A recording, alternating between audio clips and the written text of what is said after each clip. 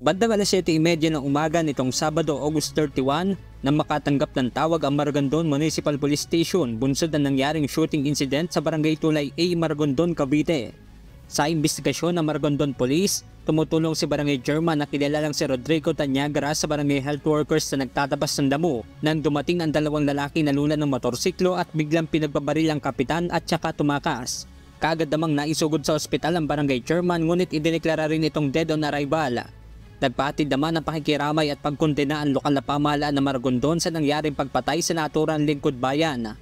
Tiniyak din ng mga otoridad na gumugulong na ang investigasyon upang makamit ang hustisya at matukoy ang mga salarin. Samantala, patuloy ding tinutugis ng Dasmariñas City Police ang tatlong sospek na sangkot sa pamamaril sa isang pasyente sa loob ng pagamutan ng Dasmariñas noong August 28. Sa investigasyon ng Dasmariñas City Police Station, nakakonfine sa loob ng ospital ang babaeng biktima nang lapitan nito ng isang sospek at saka ito binaril. Nasugatan din sa naturang pamamaril ang nanay ng biktima na nagbabantay sa pasyente, ang security guard na binaril din at ang isa pang biktima na tinamaan naman ng ricochet bullet. Patuloy ang backtracking ng pulisya sa closed-circuit television o CCTV footage na nakuhanan sa insidente. Benedict Samson, humahataw sa balita ngayon.